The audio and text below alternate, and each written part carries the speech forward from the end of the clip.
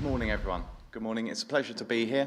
I will often start my talks, if any of you know me, with a short story. And my favourite story is about this castle, but it doesn't really seem appropriate for this audience and this topic. So perhaps a better question to ask you all is, why do cars have brakes? Any thoughts? To stop. Absolutely, that's the conventional answer. But I'm going to assert and argue that the real reason that cars have brakes is to allow you to go faster. And in fact, the fastest cars have the best brakes. And in fact, the better your brakes are, the faster you'd be prepared to drive, confident in the knowledge that you can stop your car. You know, Formula One cars have absolutely the best braking technology, and that's why drivers are willing to drive 200 miles an hour down the straight, confident they can brake at the end.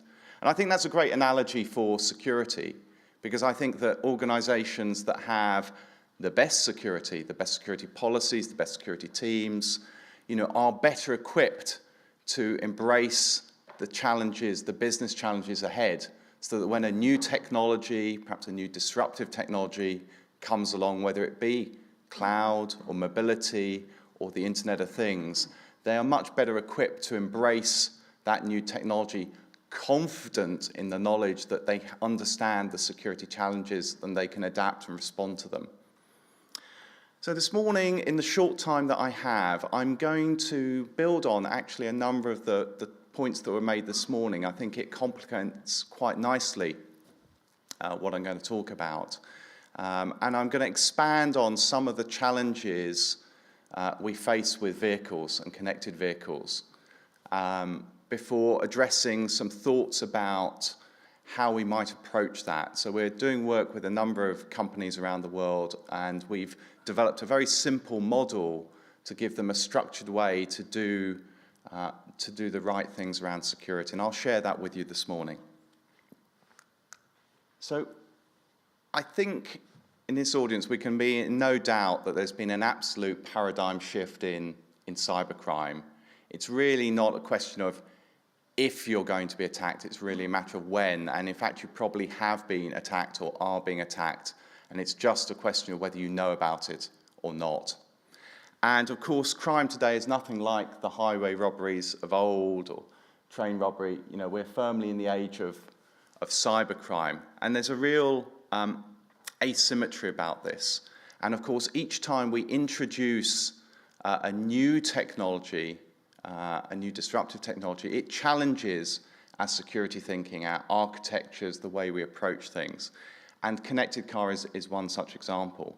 But I think it's interesting to spend a moment to get behind the mindset of these adversaries, these cyber criminals. Who are they? How do they operate? And I think one of the things we've come to understand in the last few years is actually these are very well organized criminal organizations who collaborate and share tips and best practices and techniques, largely on the dark web. And some of our researchers, as they have looked into the space, have come across dashboards like this one. So this is a business intelligence dashboard used by a criminal gang. It's used to launch campaigns, perhaps a malware campaign. So on a Friday afternoon, maybe about 4 o'clock, they launch a campaign against their target set, and then they go off in the evening to spend time with their wife and family and children, do normal things over the weekend, and they come back to the office on Monday morning. They look at their dashboard and they look at their yield. Where have we made the greatest gains, what hasn't worked so well, and they adjust and they adapt, and as I say, they collaborate. So we live in very interesting times where people, cyber criminals particularly, are really focused on the vulnerabilities that we have in our organizations. But more to the topic of this talk, the automotive evolution, the connected car, protecting it. So for the last 100 years or so, there's been a lot of development and innovation in the car, and it's largely been around the mechanics of the car, the engine, the fuel efficiency, the brakes, and so on. But in recent times, and this has happened relatively fast, it's really been much more about technology. The car today, the competitive edge is coming from technology. It's much more about software engineering now and IT, if you like, and the connectivity of the car. And that's a fundamental change. And if you look at consumers today, they are expecting, and this is what the automotive manufacturers are responding to, they're expecting a digital experience very much like the one they experience at home, at work. You know, the way that people use smart devices, smartphones to access personal and business applications, they want to take that environment into the car. And so car manufacturers are responding to that expectation that you're going to have this seamless digital experience from when you leave your house, you get into your car, you get to your destination, that it goes all the way through. And so there's a huge amount of innovation going on in the automotive space around different types of application and new applications. And people are really starting to exploit the huge wealth of data, not just coming from the smartphone, but from the telemetry within the car itself. Cars are generating huge amounts of data about speed, location, temperature, all sorts of things that how healthy the car is, mechanically speaking, and that's all being leveraged now by a whole new set of integrated applications. And this gets very interesting for us as we start to think about security, particularly from perhaps a privacy perspective. Where is that data going? How's it being shared? You don't just need to worry about your smartphone app now, you need to worry about how your car is sharing this information as more and more of this capability becomes integrated natively into the car platform itself. Now, lest you think that hacking cars is really a new thing, it's not. It's actually been going on for many years now. I can, just with this simple chart, trace it back to at least 2002. I think the most notable example that most people reference, and you can see here on the right, is the infamous Jeep hack last year in 2015. Who's heard about the Jeep hack? Is it pretty much everyone? This is a little bit like the Sony moment, that kind of watershed moment where you have a massive attack that's suddenly mainstream news when Charlie Miller and Chris Valasek, who are two researchers, hacked a particular model of Jeep, exposed that to a journalist, and it was much reported. And one of the interesting things about this particular attack is up until this era, this time, most of the attacks had required physical access to the car. You basically had to be in the car and plugged into one of the ports. But this was a remote attack. They were sitting 10 miles away from the car and the driver, and they were doing this all remotely, which is very interesting. And this leads me on to my next point, because if you look at where we are today, fortunately, that's interesting. Fortunately, most of the vulnerabilities and the threats are being exposed by researchers, well-intentioned researchers who, as the previous chart showed, have been, picking away at this problem space, trying to understand the threats and the vulnerabilities for the last 10 years or so. And so we're still in this era of researchers, but as we've seen with IT security, I'm sure that other actors and other adversaries will start to become involved. And I often try and think of what are realistic scenarios. Well, why would someone want to attack a car? What would be the motive? Why would they do that? And I find myself starting to think about ransomware, simple extortion and blackmail. If you think about crypto locker locking up your laptop, well, what would the equivalent be in the car world? Well, perhaps, what if you couldn't get into your car in the morning when you needed to get to work urgently for a business meeting? Or maybe you can get into your car, but you can't actually start it. Or maybe someone stops the car while you're driving it and it basically holds you to ransom for $100, or £100, €100. That starts to feel like a plausible scenario that criminal organizations would latch onto, that has economic benefit from them, exposes, leverages the vulnerabilities in these vehicles, and could be plausible in the next 5 years. Now, fortunately, we haven't seen any of that yet. It is really in this realm of researchers, but I feel like that is coming. unless we take certain steps to address some of these threats and vulnerabilities. So why is there such a challenge with the connected car? And I think Ross and a number of the speakers this morning have alluded to this. So if you get under the covers of a modern vehicle, a current vehicle on the roads just outside, it's more like a small data center on wheels, in fact, than a car.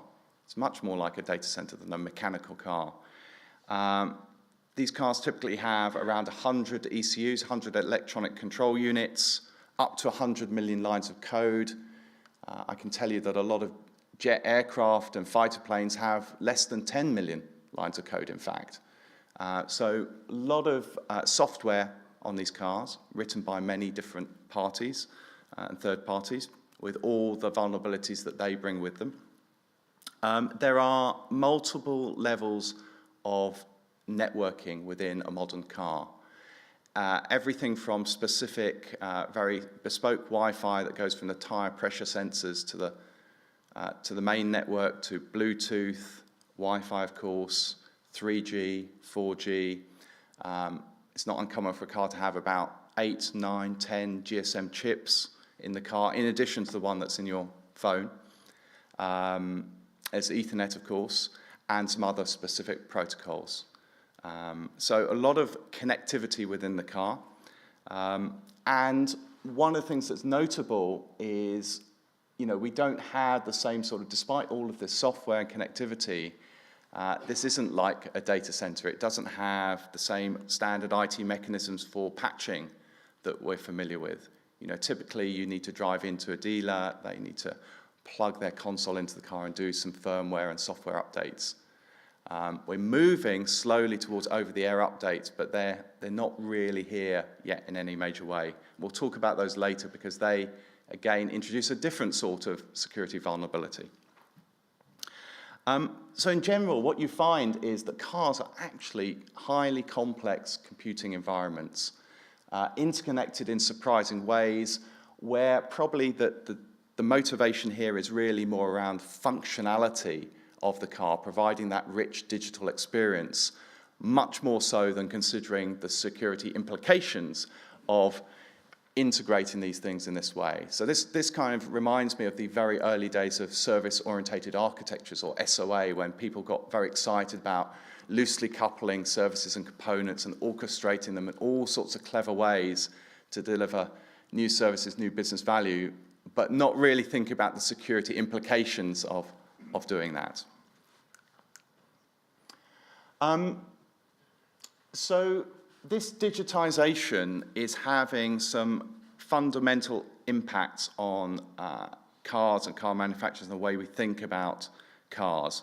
I touched on software updates. So this is going to become more and more prevalent in the automotive environment, just as the way it is today with your laptops, your Apple Mac, whatever it is that you have, your smart devices, where you're regularly updating the latest firmware, latest patch, perhaps on almost a weekly basis. This is going to become much more commonplace in the car.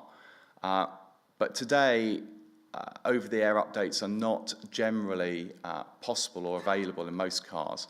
And as that gets introduced, of course, we need to be very, very careful about how that's done and the security around those updates. What else to say? That will do. Okay. So we really need to start shifting the way we think about security in the connected car. I think it's fair to say that a lot of people, until 2015, had relied quite heavily on security by obscurity, if you like, security by obfuscation. But that's not really viable going forward. We really need to think much more about secure by design. How can we build in the foundational components into the car that will enable us to activate the right security mechanisms, enable the right policies to protect users' privacy, security, access, and so on. And that needs to be baked right into the vehicle infrastructure itself, if you like, right into the component level. And we'll talk about this as we go through. And of course, there'll be trade-offs because, of course, we can't make the car 100% secure. It won't be affordable. But there is an interesting aspect because the car isn't really like standard IT in the sense that there's a very important safety element to cars. You know, cars can crash and hurt people, and in worst cases, kill people. So it's not like a data center. It's actually quite a dangerous environment. And so the safety aspect of some of this, the assurance, the testing, also starts to become very important. So IBM, we've been doing some work with our clients, thinking about all the fundamentals of security that we all in this room understand, know, love, know very well, and thinking about how to apply that to the connected car. Now, this isn't an exhaustive list by any means, but we have had success working with organizations around these basic seven levels, 7 components of security, and getting them to think about security in each of these 7. As I say, not exhaustive, but it is about managing identities in a trusted way, being able to secure data securely on the car itself, the access control, its management, the communication both within the car and to third-party providers, service providers, so secure communication off-board the car. The ability to understand if something unusual or malicious or anomalous is happening in the car, being able to do intrusion detection in a car context, pulling those alerts together through some sort of security intelligence layer to say, hey, actually there's a problem across a whole set of cars or a whole set of vehicles in an area of London or a particular fleet operator, so that piece. And then, if you like, operationalizing it, the governance, the operations side that would wrap around that. And so let me just quickly, in the short time that I have, step through these 7 levels. So the first level is really around identity. Identity in a car context is interesting because, of course, you've got obvious things like the identity of the driver, but then you've got the passengers as well. They're undoubtedly accessing services within the car. It might be your kids watching a video or your wife doing some shopping while you're driving, and all these type of things. So all the occupants of the vehicle have identities. But then the different applications and services in the car, they all have identities too. And of course, they're communicating with various back-end services, perhaps provided by the manufacturer or another service provider, perhaps the person who services your vehicle or other types of services. So you can find many identities within the car context. You know, you're talking about hundreds of identities in the car. So quite a big identity management problem that needs to be dealt with efficiently through its life cycle, from issuing those IDs, renewing them, and ultimately ending them, terminating them. So that's a big piece of it. And we need these identities because they're kind of foundational to secure access to different services. They're foundational to some of the privacy things we need to address. The next piece of the model, the next level, is around data. So we do need to anchor our trust and our security in some of the core components of the car. So we need that ability to securely store keys that will be used later on for cryptography. We need to be able to securely store some data in the car. We need some trusted components, perhaps on the CAN bus, that can serve that purpose and be our anchor point.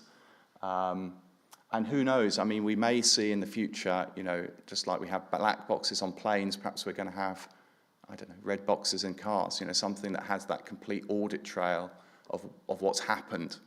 And we're starting to see that. They're typically external devices today, but we're starting to see devices that do that record everything, because if you've had an accident, your insurance company might need it. We're starting to see that. So that's an important piece. The next one is about access rights, of course, being able to implement the appropriate access control policies for the services and the way the services interact to make sure they're not abused and misused in different ways. So giving the right level of permissions. And of course, this will all have to be managed, different levels of policy. And you can start to picture how complex this is becoming. It's not a trivial problem if you think of each car itself is like this very small data center, and of course we've got hundreds of thousands of cars on the road just in the UK that need to be managed. So we'll need to think about new ways to manage that and improve the automation around managing identities. And this will be important also for compliance reasons and audit reasons. Who had access to that service? What triggered this series of events? The fourth area is around secure communication. So encryption is going to become more important in a car context.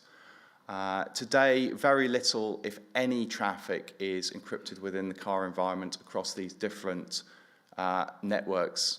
It's certainly not encrypted on the CAN bus. If you know about the CAN bus, that's the main bus that many of the ECUs sit on, and there's a simple messaging protocol where the message just fires around the CAN bus, and the particular ECU that it's intended for simply raises its hand and says, yeah, that's my message, and executes it. So very, very little security at the messaging itself or access control around that.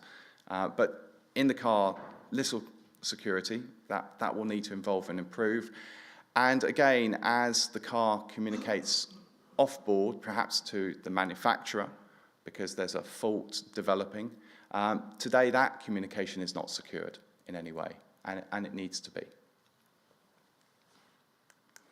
The fifth piece relates to what to do with when things start to go wrong. I mean, there will be anomalies, and maybe these will be due to cyber attackers, unwanted malicious anomalies, and we need some way to detect that is happening, an unusual pattern in the driving or an unusual behavior within the engine or the braking system. We're going to need intrusion prevention systems and detection systems, just as we see in IT today in the car context. And actually, we've been doing some interesting work here with our research team in Haifa, who've developed a small intrusion detection system, a small piece of Java code that can sit within the car environment. And the team they tell me, have been busy testing it, driving around the streets of Tel Aviv, trying to understand what normal driving looks like and what abnormal driving looks like. But we've been prototyping that type of technology and then plugging it into an overall security intelligence platform so that we can see when cars are behaving abnormally. But this is going to be important. The ability to detect problems, and perhaps we'll see, firewalling in cars for that matter. So the sixth area is about security intelligence, security analytics, the ability to take that information coming from perhaps the IPS on the car or from car sensors and look at it and understand, is this a normal situation? Is this normal driving? Is the car being subverted in some way? Is someone pressing the accelerator very hard when the brakes are also being pressed, or some, erratic steering? And of course, as you start to think about those scenarios, of course, they could be used for things beyond just the security context. It might be that the driver is dozing off, right? Hopefully the other driver aids will vibrate the steering wheel and so on and warn him he's going over the white lines, but this might help as well. But in any case, we need this type of capability to understand what's going on both within an individual car, or it might be a fleet of cars, fleet operators, or a particular company, or particular manufacturer. And this will help us to get visibility into the overall situation. And then the final piece is about the operational side. It's really about the governance, the management of the vehicles, and how you respond to what you're finding. And this may ultimately lead to refinement in the rules or policies. It may lead to software updates and those sort of things feeding back into the vehicle. So if I take those 7 elements I briefly described, we can start to use them to create the type of secure ecosystem that we need between the connected vehicle itself and the OEM backends. They can leverage these components to orchestrate a set of services, set of capabilities that are secure by design, that have the right capabilities, both within the car context, but also the back-end services and the secure communication between them. And we need to be thinking about this stuff now. We need to be, given the life cycle of the vehicle, which was discussed this morning, we need to be really planting some of these capabilities in the cars now, because the life cycle, the product life cycle of the car is quite long. And if we don't have the enablers such that we can turn them on later on, we'll have cars on the road that we'll have to retrofit security to, and that will be quite expensive. IBM does a lot of work in this area and around the Internet of Things in general. I don't think it'll surprise you to know that we have a reference architecture, reference models. We spend a lot of time thinking about the engineering side of what we do. We love to develop and publish reference models. We think it's useful, it's valuable. This is one for the IoT automotive platform. It integrates security into the overall approach. I think you can see that in several places here. But we've really thought through how the Internet of Things is going to transform cars because of the increased amounts of data available from sensors in the car, from other telemetry, the interconnectedness, and then clearly very innovative people developing new disruptive business services over the top of these platforms to deliver value to the drivers. My talk this morning is very brief. If you want to read more, this is quite a nice paper we wrote about 18 months ago around driving security. It's quite a good taster to get a little bit deeper into what we've been talking about this morning. And at that stage, in the interest of time and courtesy to my next speaker, I will stop and thank you for your time this morning.